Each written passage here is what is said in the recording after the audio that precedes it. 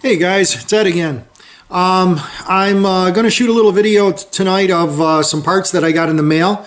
And that's going to get intertwined with some video that I shot, was it last night? 2 nights ago? I don't know. I've lost track. Of getting the brass bushing out of the Evinrude down on the shift linkage. So I hope you enjoy it. But I'll show you some new parts I got for the Farmall project.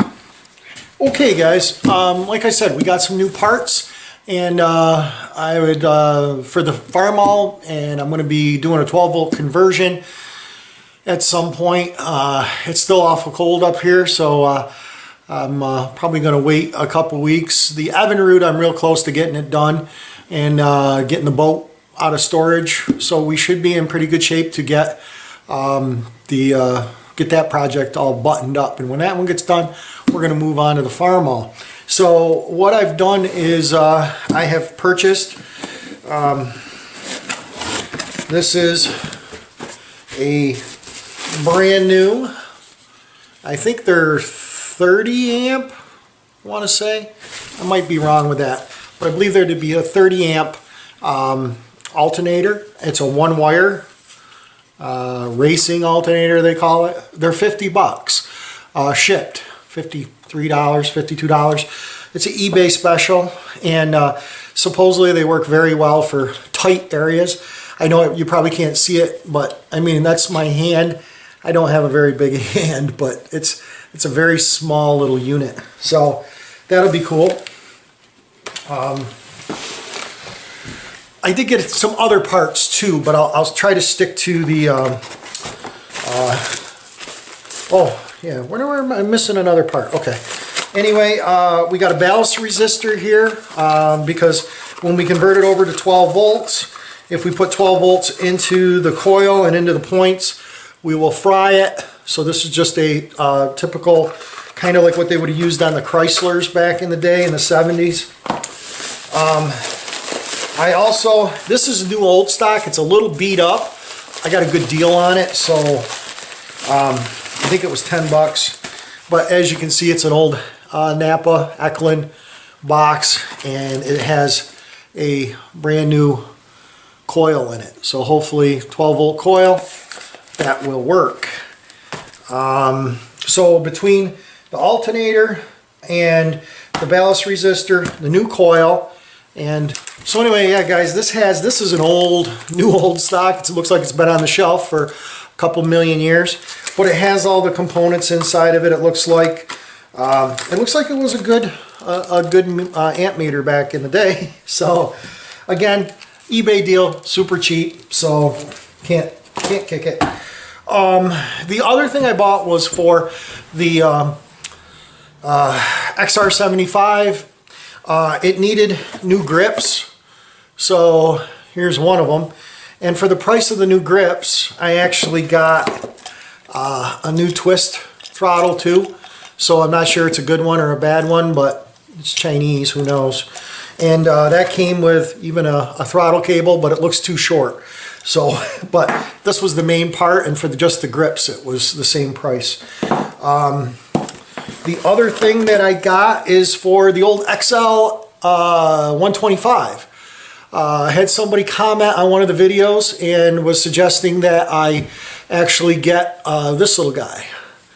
This is a rectifier, and this should make it so it charges the battery. So we got that. I think that was 15 bucks.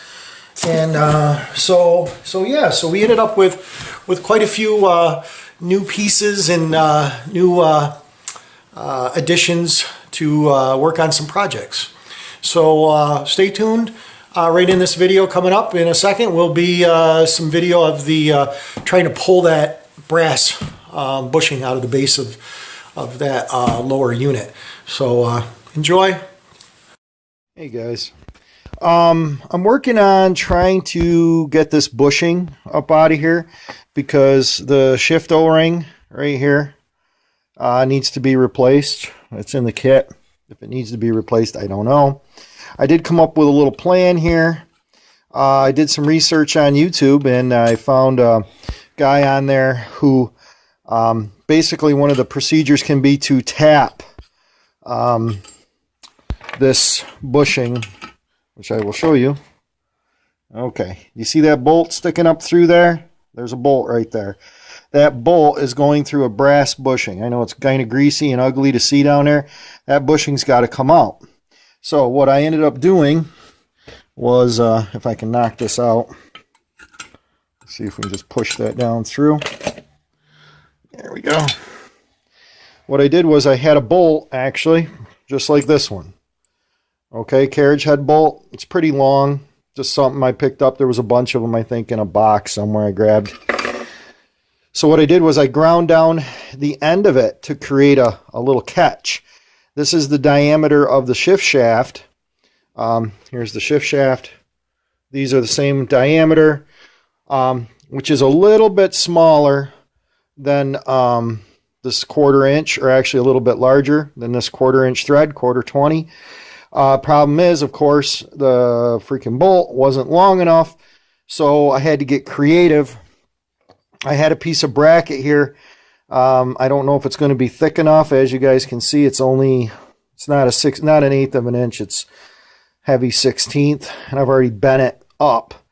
I did that so when I put it in here, to keep it from sliding around and pulling into the hole, I've made this so this can tighten in a little bit. It won't flatten all the way down because the holes don't go all the way through the case. But here I'm doing this left-handed, but you guys get the idea. So what I'm going to do is I'm going to bring you back once I finagle this bolt with no head up through, and then I'll have a bunch of washers and some spacers and hopefully be pulling that right up through. What do you think? Maybe? What I've done is I've basically changed this bolt around. I made the fit a lot closer. I actually turned it on the lathe, so it's going to be a lot closer to what it's supposed to be. And I dropped the O-ring someplace, but I'll go searching for it. And so hopefully this deal might work a little bit better. And I put a big old square nut and then a washer and then that on top of it. So hopefully, maybe that will crank this thing up out of here. So, looks like I just saw something flying. Yeah, let me back this out a little bit. I want to look where that nut is. Looks like it's hitting here a little bit. So, see if we can pull that away from the casting. Yeah. Just move it back a little bit. Okay. So let's see what happens here.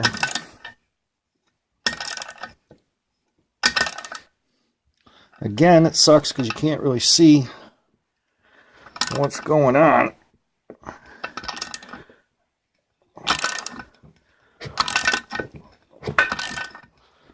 I don't know, it's starting to turn easier, so it's either sucking it through or it's pulling it out. It's pulling easier than it has been pulling. So I don't know. I know it's a lot longer than you would think, that brass bushing, so something's happening. What do you think? Should we pull it up and see what we got? Gonna have to take my screws out. Yeah, it would have been a lot easier if I would have had a long enough bolt. But I do have a piece of threaded rod is what I was going to use. But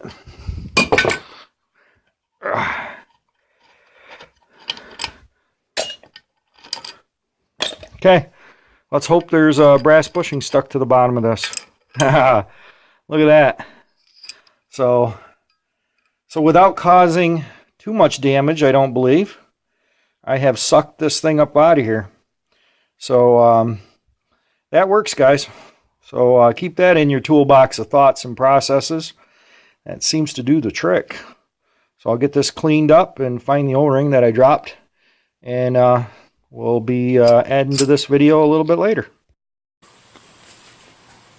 Okay, guys, I hope you enjoyed the video of the homemade tools and removing the bushing from the lower end unit of the Evinrude.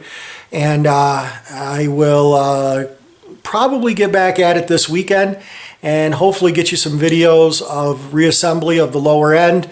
I ordered some 847, 3M 847, and that should be it on Friday. And that'll allow me to put that all back together, preferably correctly. And so we're getting closer. Thanks again. Bye.